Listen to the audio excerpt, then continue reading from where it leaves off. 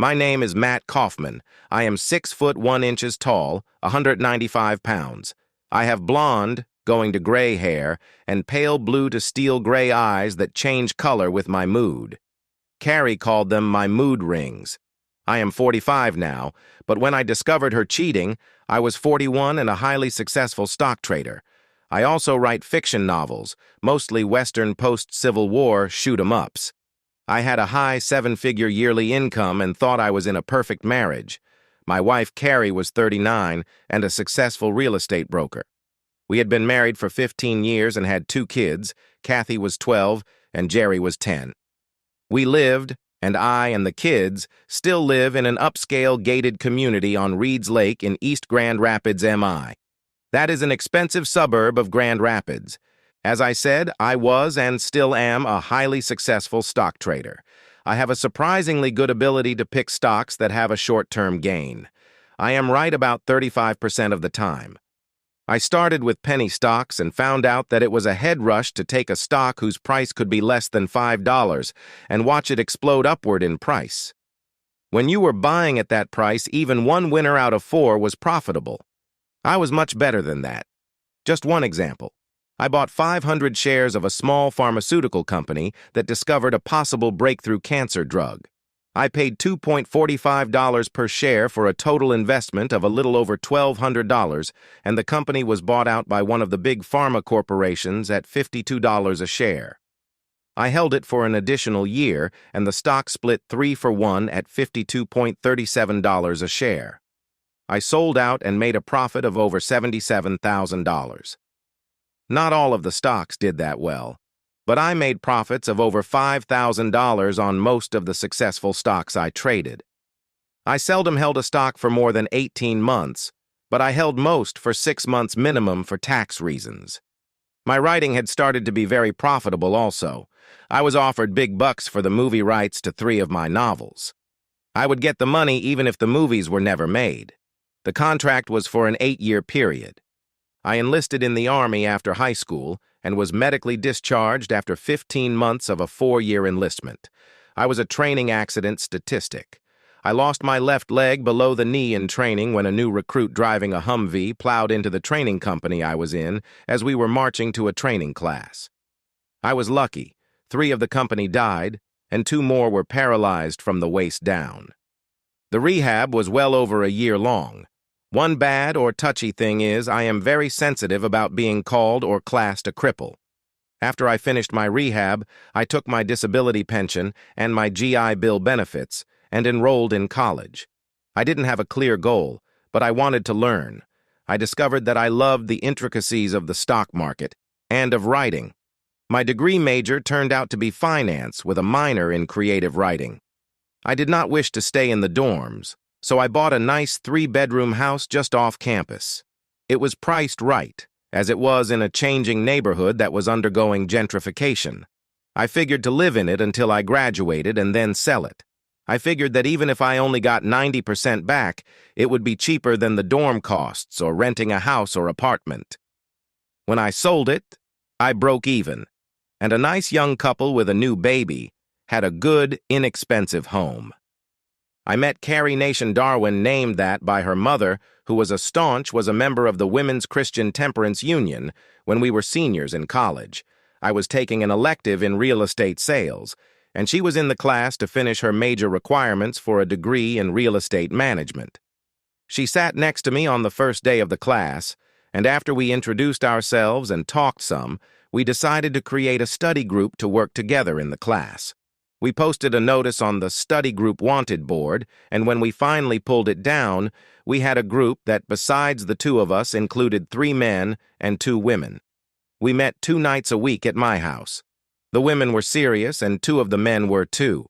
One man, Gary Radabow, was of the opinion that the rest of us should do the work and give him the notes.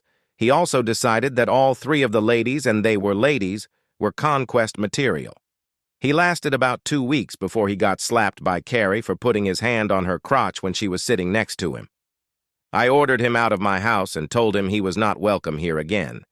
He did not take it well and threatened to beat the cripple with his fake leg. About a week before midterms, The group and I were walking out of class when someone called my name. I turned and was hit in the face by something heavy. I was down and out for the count. I woke up in a hospital room. Carrie was in the chair in my room. She looked like she hadn't slept or changed clothes since the class. She had my prosthetic in her hand, and I could see it was damaged. It seems that Gary decided after he knocked me out that my fake leg was a good weapon and tried to take it and beat me with it. Carrie told me that she and a professor grabbed him and forced him to drop the leg. Martha, one of our study partners, picked it up and wailed on Gary with it. It turned out I had a broken cheekbone and, additionally, 2 broken ribs from Gary kicking me before he could be restrained. Gary ended up with a concussion, was expelled from the college, and was arrested for his assault on me. His parents were very rich and tried to make it all go away by hiring a legal team that rivaled O.J. Simpson's. Then the family tried to throw money at all of the witnesses. Then they tried to buy me. No one took the money. Gary was not well liked. Gary came up for the trial and pled guilty to felony assault as he thought he had a plea deal in place. However, in our state, we have a victim statement phase of the sentencing portion of any violent crime trial. I made my statement while still in a clear facial mask to protect my reconstructed cheek. Think of the pro basketball players and their protective masks for broken noses. And I detailed what had made Gary seek to hurt me and asked for at least some jail time. I told them how he had taken my prosthetic and was going to use it as a weapon while I was on the ground. Then I played the school security camera footage that showed Gary striking me with what appeared to be an axe handle. He got 24 months in jail. I filed suit against his trust fund, and they threw a wheelbarrow full of $100 bills at me. I got several $1,000,000 and all legal and medical expenses. Just to rub it in, I made sure that the fund replaced my damaged fake leg with a new state-of-the-art one. The new one even had distinct toes. As I was healing, Carrie was right beside me through all of the pain. With the study group keeping me up to date on my classes, I graduated on time. After graduation, I bought an apartment building in the downtown business district. After I bought it, several tenants expressed a desire to have the building go condominium.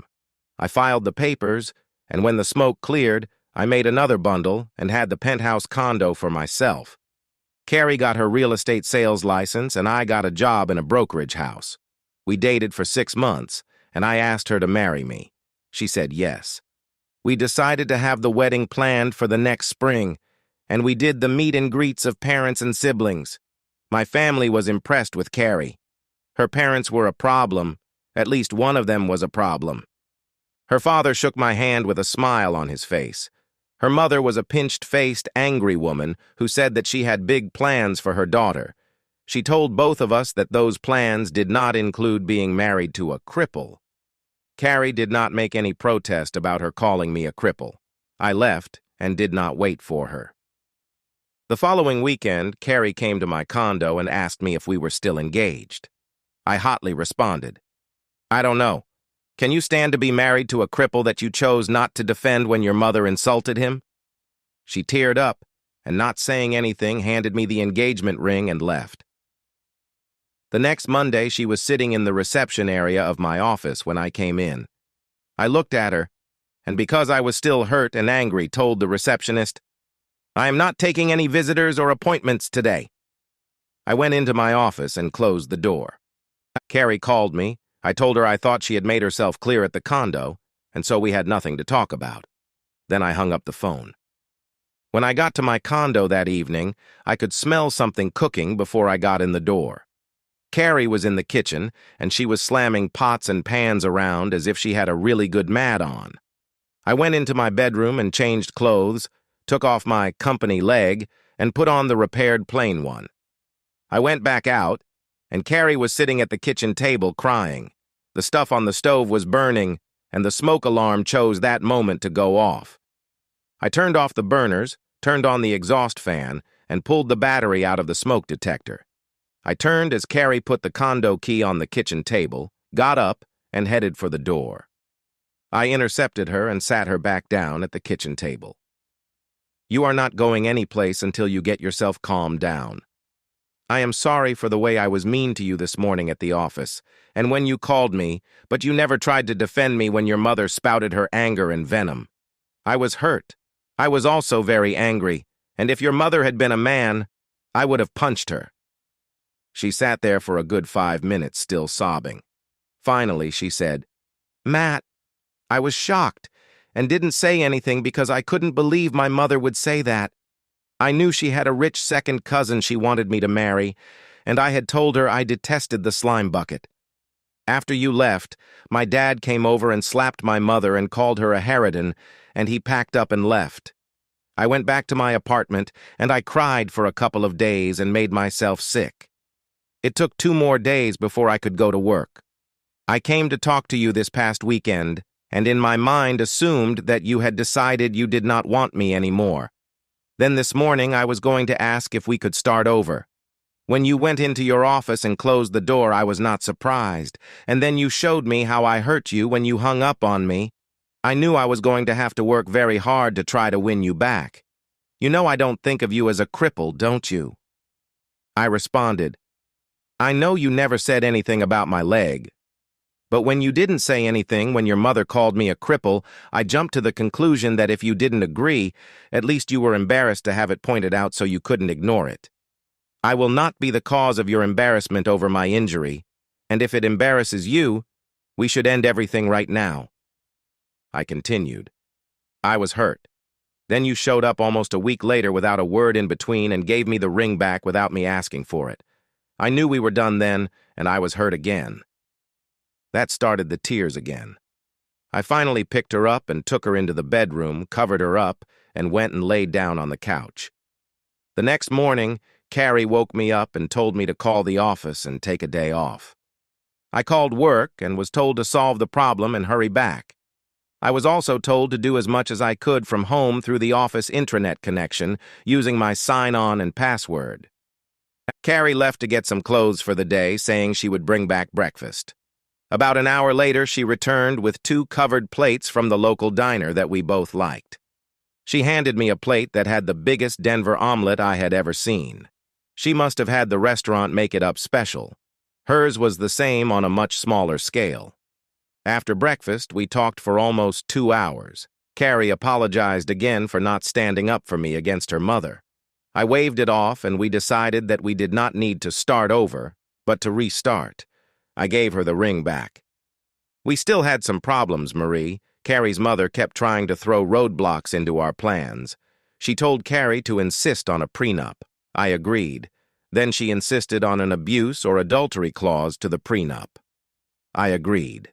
She finally told Carrie to have the prenup say all premarital assets would remain the property of the originating person and that all assets earned in the marriage would be split 50-50 if divorced, except if the adultery or abuse clause is the reason. In that case, all marriage assets would go to the injured party. We signed.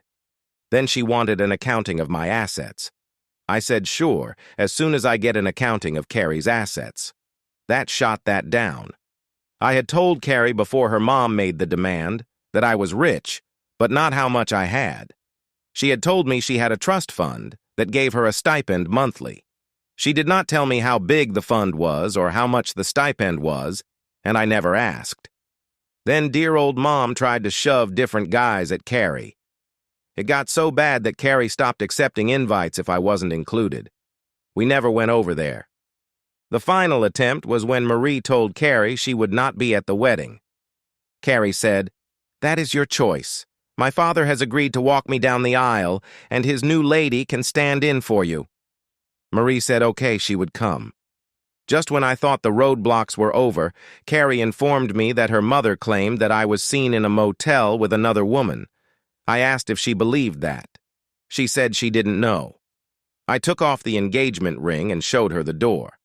I decided I did not need the drama and definitely did not need the distrust. A week later, I got a letter from Carrie.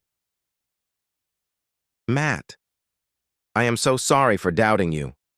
When I pressed Mom for the dates, she told me one of the dates and times was when we were at dinner together. I know I messed up again, but I was being bombarded with those claims from my mother. I finally started having doubts. I love you, and I am sorry that I let my insecurity and my mother make me doubt you. If I do not hear from you, know that I know you never were a cheater or a liar.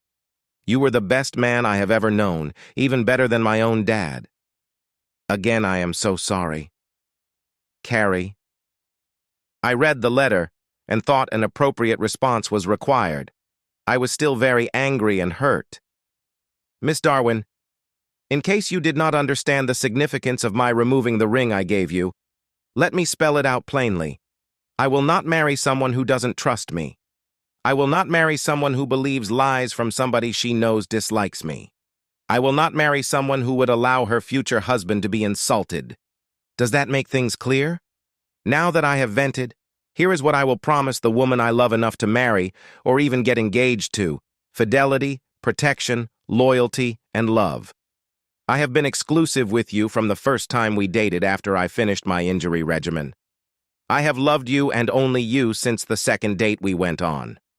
I have made plans and promises with and to you. If you think that those things are not enough, then this is our last communication. If you can't trust me, don't contact me again. I have agreed to take another position with my firm and will be moving out of the city. I have sold the condo, and as of next Friday, I will be gone.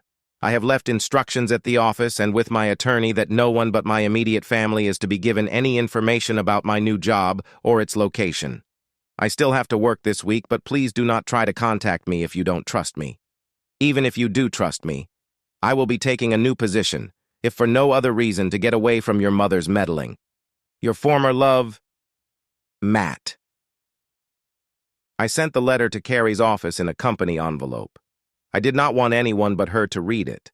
She apparently ran home to Mama because, sure thing, Monday morning the shrew was on the phone to gloat.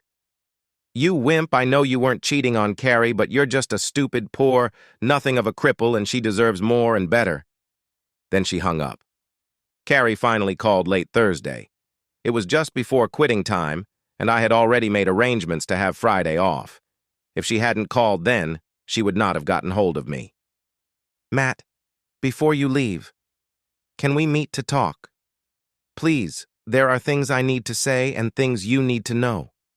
She added, I know I messed up, and you had the right to break up with me. I just don't want you to leave with you hating me. I don't hate you. I am angry, but it is not hatred. I just can't forget the lack of trust and the lack of respect you showed. I see no reason to talk, especially when your mother, remember her, the mother that lied to you, called first thing Monday morning to gloat and insult me some more. How did she even get my office number? I'm sorry. I guess that I needed to talk to someone when you took the ring back. I might have left one of your cards at her house. Please don't leave me without us talking face to face, she replied. Okay, I know I shouldn't, but I will meet you at Seymour's pub at 8 tonight. I will talk to you, but I make no promise or even hint that we will get together again. Just remember, I will no longer be around after tomorrow. 8, and if you decide not to show, everything is done. I'll be there. I love you, Matt, and I want you. I will grovel if necessary, she replied. 8, not 8-1 or 8-2, 8. Then I ended the call. Well, she was there on time, and the first thing she asked was, Can I come with you to your new job and new city? I can sell real estate anywhere in the state, and if I am with you, I won't be hearing my mother spew her venom. I was shocked. I had never imagined a request like that. I told Carrie that I needed a minute to think. After a few seconds, I decided that I wanted to be with her. We moved to the new city, and Carrie found a job within a week of our move. My new company was paying for an extended stay hotel suite for us until I could find an apartment or a house. Carrie's job was in an office about a block from mine. I found a nice house in the Forest Hills suburb of Grand Rapids. I didn't really have a reason to do it as I did, but I only put the trust fund's name on the deed and tax records. We had not gotten married yet, so the prenup made it mine as long as I wanted. I broached an idea I had to Carrie. Let's both contribute a set amount into a household account every month, and anything above that would be the earner's mad money to do with as he or she pleased, I added. As of now, my salary and bonuses are almost twice what hers were, so, for now, I will contribute 66% of the household account. If kids come along, I will contribute 100% while you are not working, but taking care of the kids. She thought that was a great idea, so we set it up to start. She would put in $3,000 per month, and I would put $6,000 in. That amount ensured that we would be building a decent nest egg for future house maintenance. We decided to go ahead and get married in Grand Rapids. Carrie's dad, his new girlfriend, and my family were the only guests. Carrie's mom was angry to the point of vowing to never speak to us again. Or I should say, I never did speak to her again.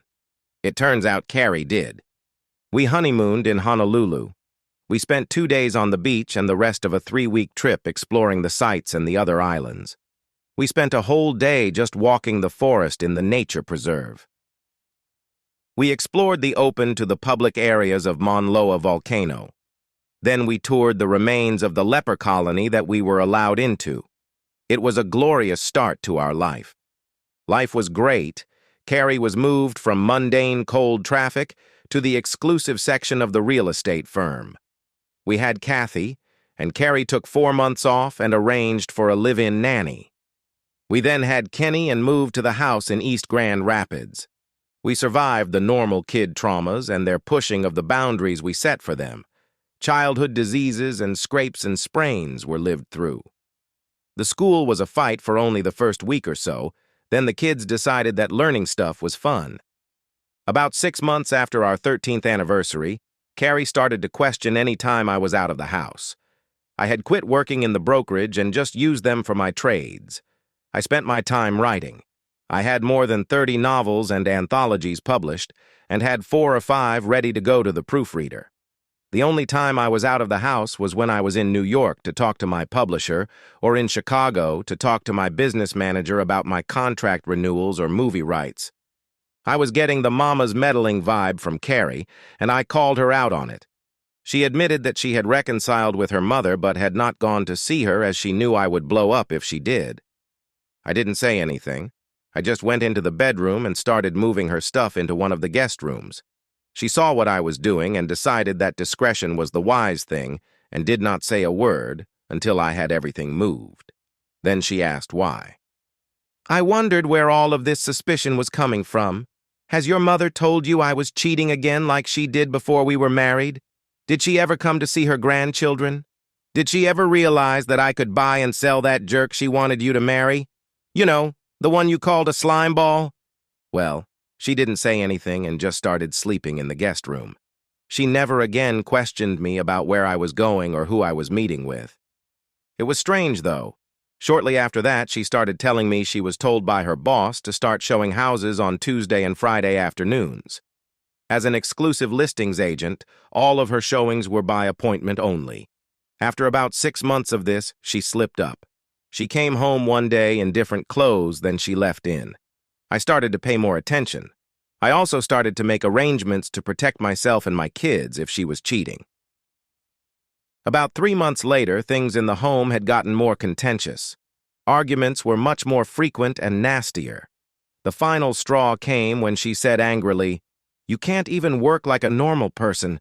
Being an author and writing fantasies for the masses to devour is perfect work for a cripple, I hope." She stopped right there, as she knew she had stepped over the line. I reached out to her and turned her toward the door and pointed. "If I am not to your liking, it is 17 steps to that door. Don't let it hit you in the back during its closing. Call me a cripple again, and you can go home to Mommy." I decided to do some investigating. About 2 weeks after the cripple comment, I decided to follow her on Tuesday. She went from lunch to a Motel 6 on the South Belt Line, 28th Street. There she met with her mother and the slime ball. I started to follow her the next Friday, and no mama, but 2.5 hours with one of the guys from our college study group. This went on for a month. Same motel, most of the time the same room, just 4 different men, including one of my cousins. A real womanizer with a 3rd wife and 5 kids. I was sitting in Denny's restaurant on a Tuesday afternoon watching the Motel 6 across the parking lot. My wife's car was parked next to my cousin's. I had watched them both go in the same room an hour ago. This particular time was the 5th time that I knew of. It was also the 4th different man she had met alone in this particular motel in the last month. One of the men was her office manager, George Wilson. One of the other men was the second cousin of her mother, the one she called a slimeball, who also worked in the same real estate office. The 4th was Tom Morton, one of the guys from our college real estate study group. She had even brought him to our house once at least. Every Tuesday and Friday she was there at the motel when she was supposedly showing houses. This time, I would have a semblance of revenge. I called the prearranged number and said, "Room 107 again, Greg Kaufman is today's victim." I watched as 2 cars pulled up and a young lady got out of one of them and a photographer got out of the other. The girl knocked on the door while the photographer was taking pictures through the undraped window. The girl had her phone on so I could hear. Carrie came to the door but only showed her face while hiding behind the door. The girl was wearing a recording device. "Are you Mrs. Matt Kaufman?" "Yes, I am." "How did you get this address information?" she replied. "Your husband, Mrs. Kaufman, you have been served. Is Mr. Greg Kaufman in this room with you?" "You obviously know he is," Carrie said with a snarl. Then she turned to the inside of the room. "Greg, get your back over here and take what this child needs to give you." He came to the door. "Mr. Greg Kaufman, you have been served." Then turning back to my loving, cheating wife. "Mrs. Kaufman, a Mr. Wilson, and a Mr. Claremont from your real estate office are being served as we speak. Mr. Thomas Morton will be served as soon as we can locate him. Here is a restraining order for you. It requires you to not return to the Kaufman residence in East Grand Rapids and to maintain a minimum of 300 feet from Mr. Matt Kaufman and his children. Do you understand?" She whimpered. "Yes, I understand. I'll bet the cripple has done something to my mother also." The girl said, "I would not know about that. But your husband did ask me to point out the window where he has been watching from." With that, she turned and pointed at me, and I waved to my soon-to-be ex. Well, things went better and worse than I thought they would. Carrie hired a shark of a lawyer, and he wanted to void the prenup, saying that the engagement and marriage that it covered had been called off. The judge did not buy it. Carrie's attorney wanted court-ordered counseling. The judge agreed. I refused, and I was jailed for 30 days before the judge gave it up as a lost cause. Carrie wanted custody, but when Kathy told the judge that several times Carrie had brought strange men to our house, the judge denied that motion. Then came the ultimate insult. Her lawyer wanted the decree to be changed to irreconcilable difference so that his client could share in the marital assets. I had my lawyer present all of the photos and reports about her cheating. The divorce was granted, and Carrie did get to keep her personal savings. All other assets became mine only. She got unlimited visitation as long as a court or child service official was present, and she could not take them overnight or out of state. The guys, well, they got what they deserved. Greg was divorced, and his wife took what was left of his assets. The real estate people were all fired, divorced, and could not get a job in our area, so they moved to different states. Tom Morton was never found, and I never pursued it after the divorce. Carrie's mother was ecstatic for about 90 days. Then she found out the grandkids could not come to visit her, and I would not allow her in my house. Nobody wins in a divorce, but I got everything I expected and moved on with my life. Carrie was dutiful in her visitations until she decided to marry the slimeball. Then they moved to the West Coast, and we have not had a card letter or phone call since. And that's the end of today's story. If you enjoyed it, please give this video a thumbs up and drop a comment below. Your support helps the algorithm push my content further. If you're new to the channel, don't forget to hit that subscribe button. It really helps me keep creating more stories for you. Thanks for watching, and I'll see you in the next one.